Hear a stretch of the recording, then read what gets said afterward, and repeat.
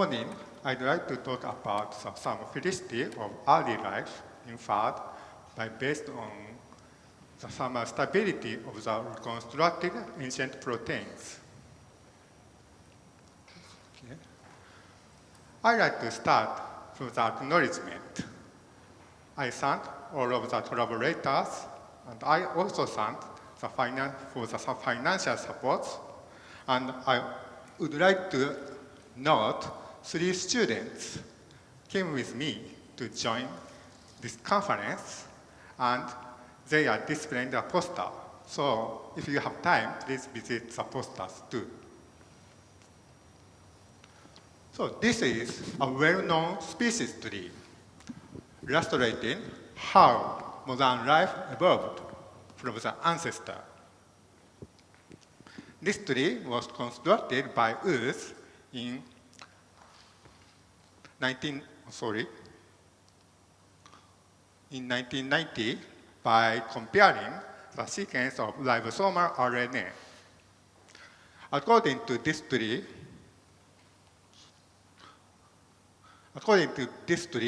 modern life can be divided into 3 domains: bacteria, archaea, and eukarya. This tree also showed all of the modern life have evolved from a single common ancestor, which is often called LUCA.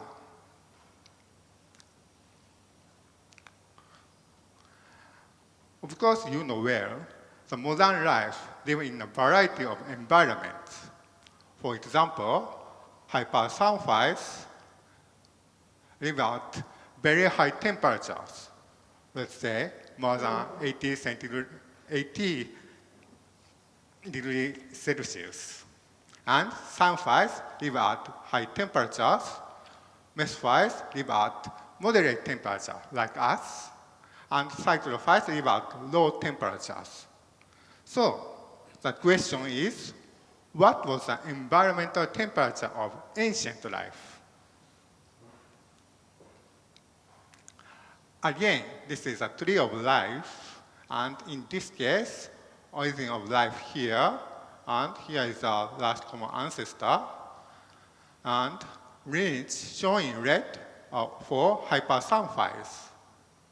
As you can see here, short and deep branches are all for the hyperthermophiles.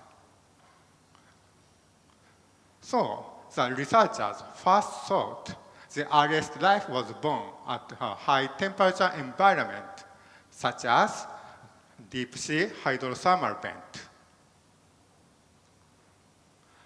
But some researchers objected to this idea. One of the reasons is several important biomaterials, such as ATP and ribose, are unstable at such high temperatures. ATP is a universal bioenergetic materials, and ribose comprise the backbone of RNA, so they are essential for life. So researchers thought it's impossible the earliest life was born at high temperatures. In addition, several theoretical studies show that guanine plus cytosine content of the inferred ancestral ribosomal RNA sequences and the amino acid composition of the inferred ancestral protein sequences were quite different from those of modern thermophilic ribosomal RNAs and proteins.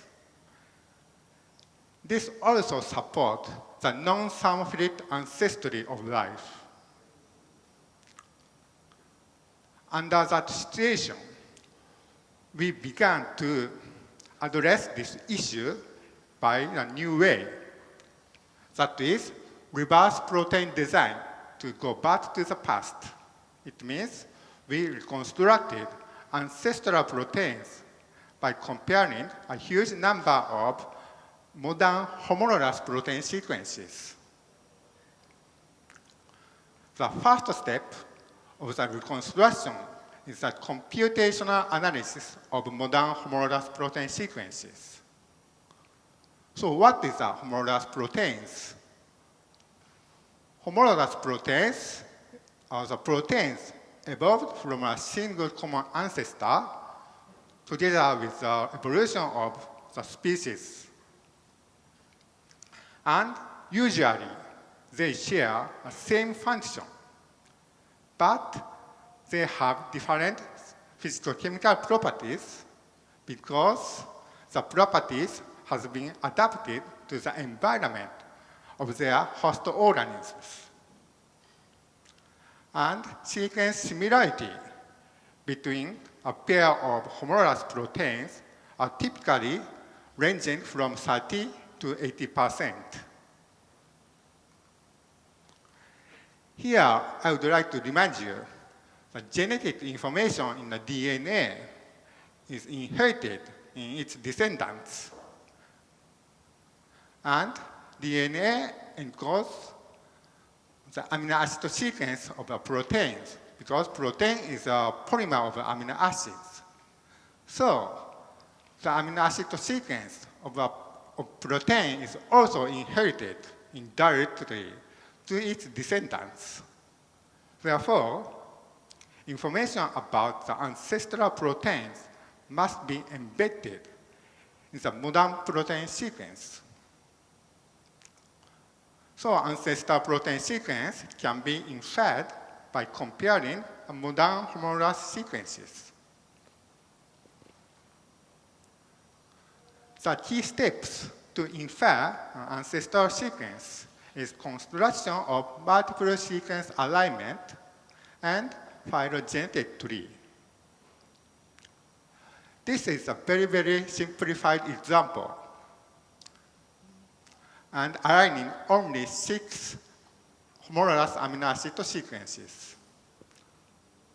Comparing in vertical directions at the positions occupied in a single amino acid, each letter indicates an amino acid. And comparing in vertical directions at the position occupied by a single amino acid, the same amino acid must be ancestral amino acids. But to predict the ancestral amino acid at other positions, you need the topology of the phylogenetic tree. The next is an example at the both position. Given such a phylogenetic trees, and in this case, left-hand side is the past ancestor, and the right-hand side is the present. And modern amino acids are distributed like this. In that case, here V and here also V, so the common ancestor of these two is also likely V. Similarly, this position is also likely V. But the next n is A, so at this moment, you cannot determine which of A and V occupy this position. Similarly, this position is also either A or G. Then you can see A at both positions. So A is the most likely the ancestral amino acids. Like this, you can predict the entire ancestral amino acid sequence. Once you obtain the ancestral protein sequence, then you can synthesize the gene encoding the predicted ancestral amino acid sequence by a whole gene synthesis technique. Then, using this ancestral gene, you can produce ancestral proteins experimentally.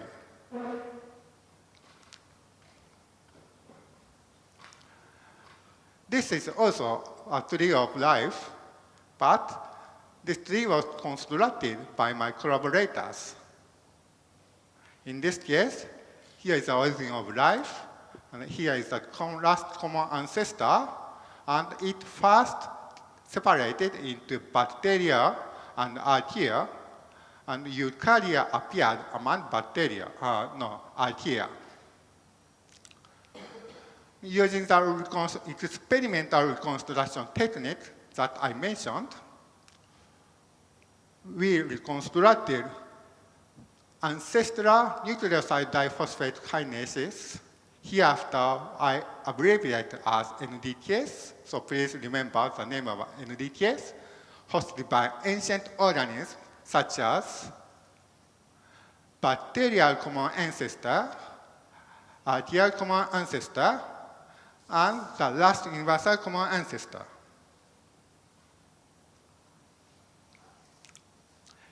NDK catalyzes the transfer of a gamma phosphate of a nucleoside triphosphate to nucleoside diphosphate, and thus controls the intracellular concentration of nucleoside triphosphate, which are, of course, the precursor of RNA.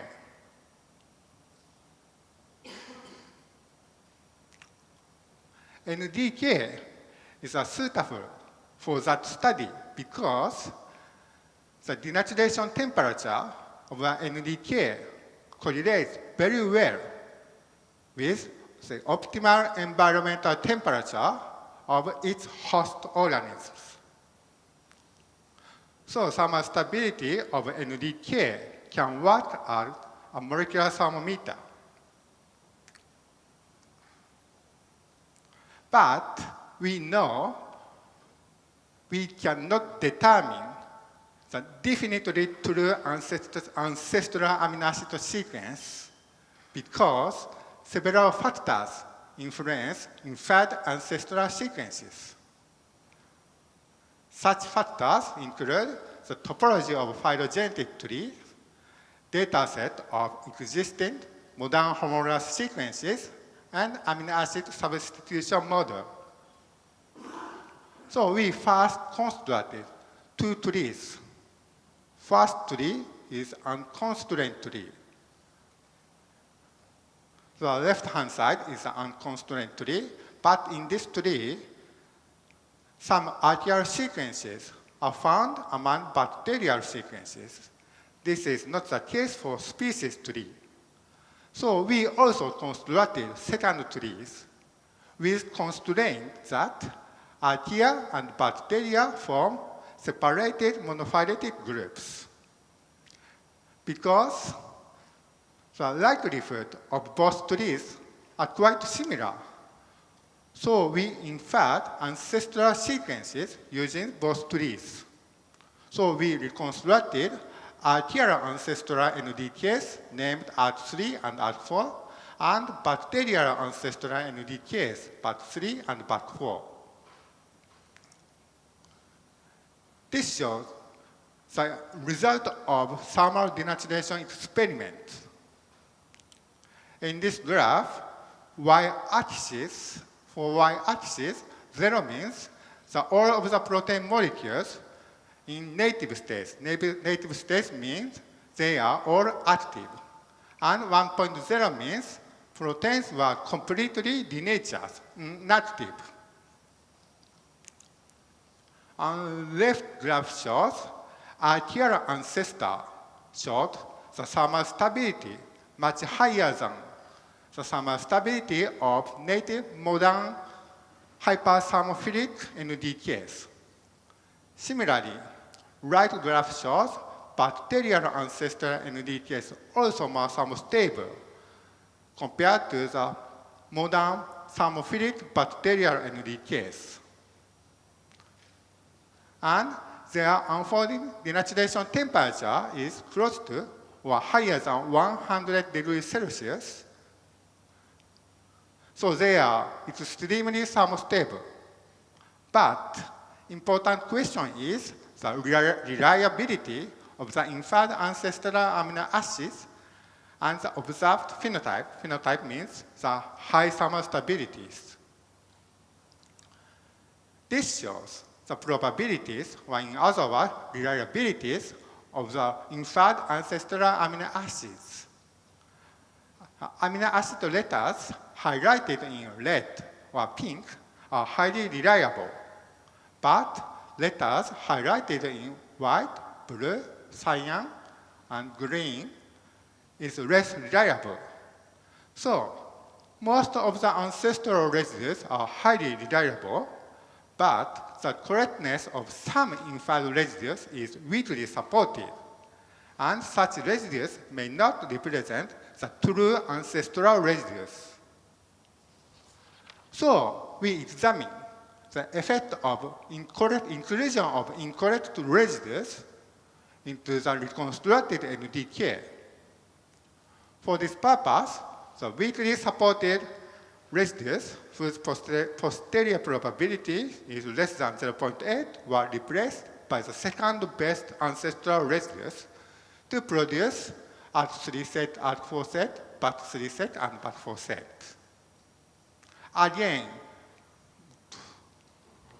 Again, this is a result of the denaturation experiment, and this graph shows the newly reconstructed NDKs with the second best ancestral residues are less stable compared to their parent proteins. But their denaturation temperature are still close to or higher than 100 degrees Celsius. So, the predicted summer stability of the ancestral NDKs are true, even if some residues present in the proteins do not represent those of the ancestral sequences.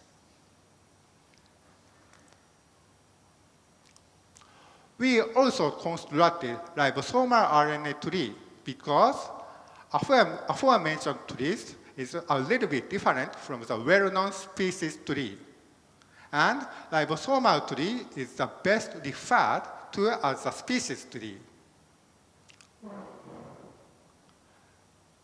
This is our ribosomal RNA trees. And using these trees, we reconstructed archaeal ancestral NDKs and bacterial ancestral NDKs. Summer denaturation experiment showed their unfolding temperature, denaturation temperatures are 108 and 107 degrees Celsius. So, ancestral NDKs reconstructed from the ribosomal tree are also extremely thermostable.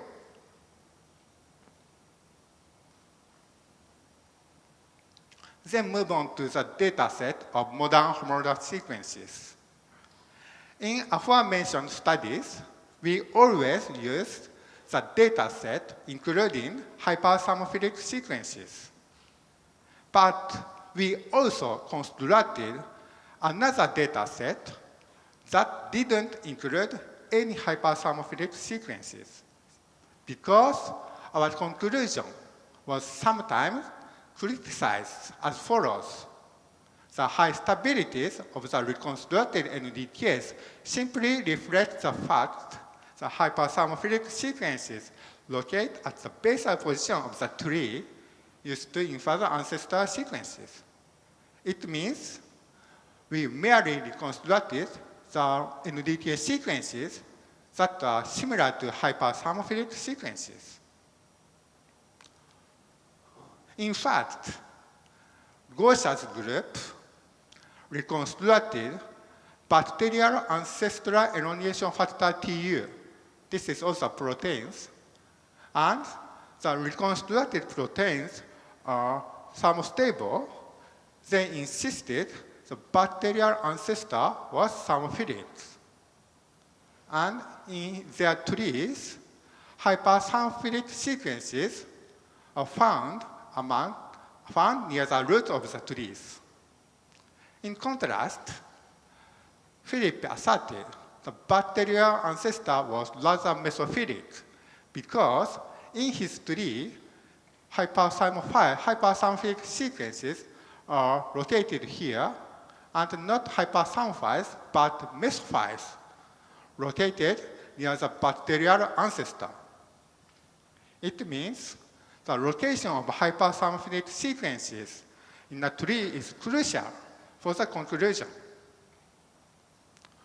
So, we infer ancestral NDK sequences from a dataset where hyperthermophilic sequences are completely absent.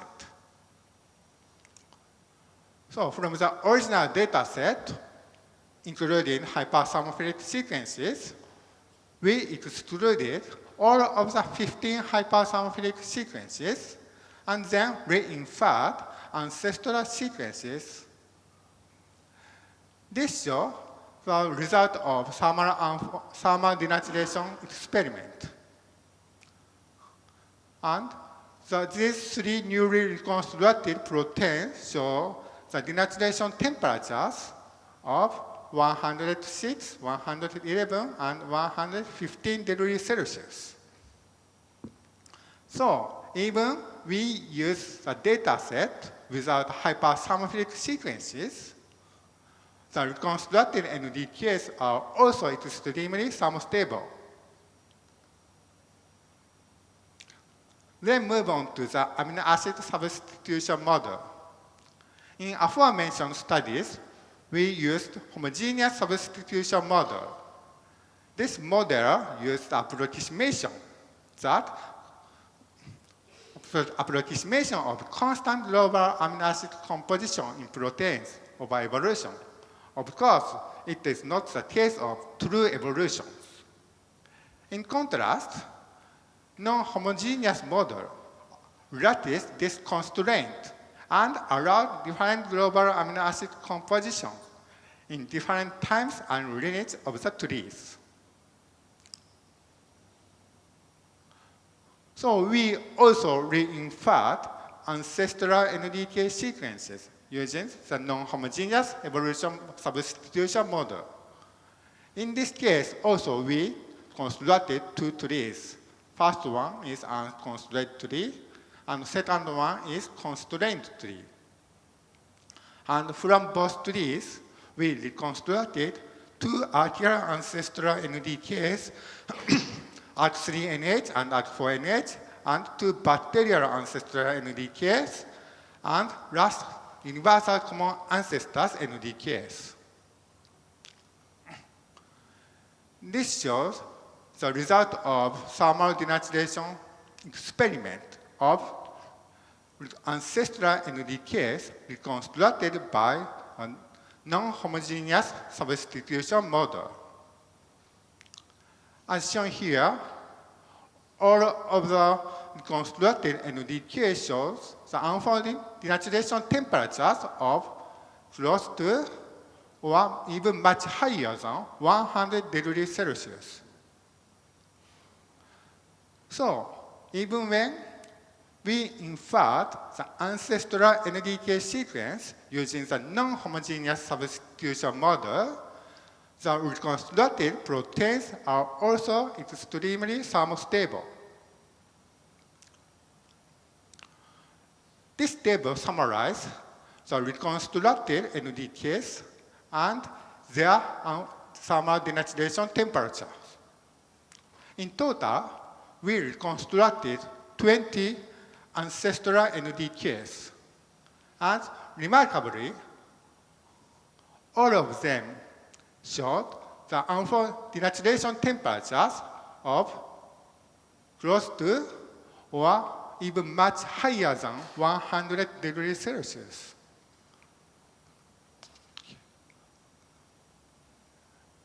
Then using these calibration curves and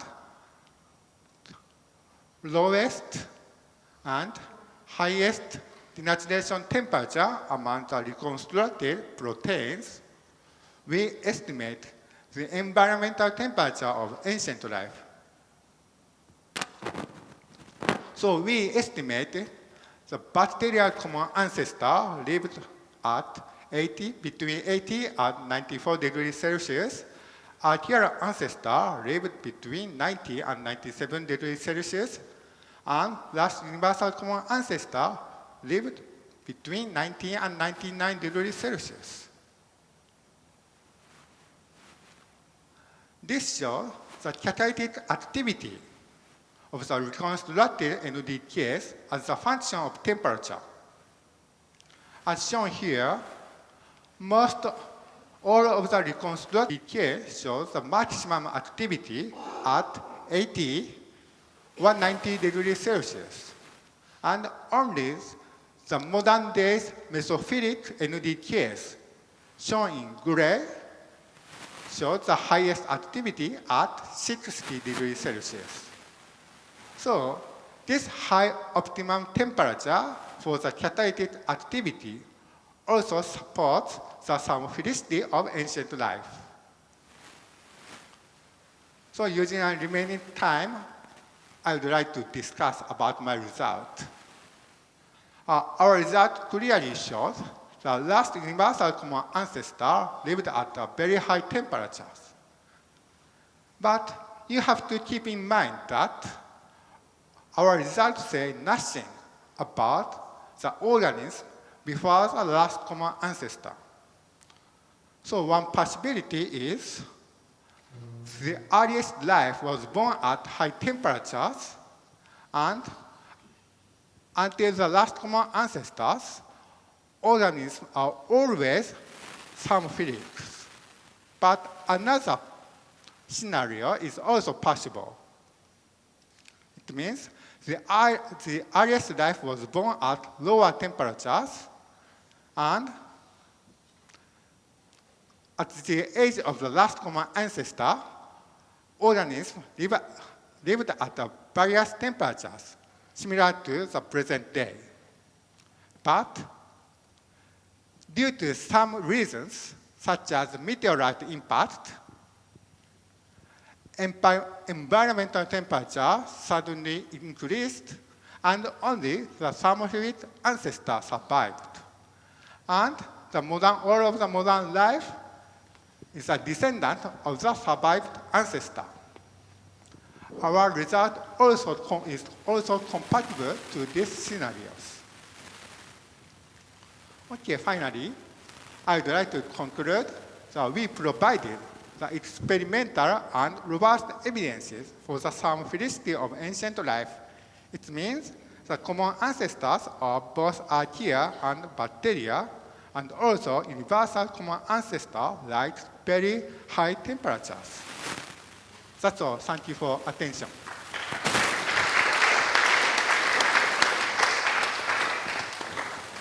Okay, thank you very much. We have time for some questions, if you are interested.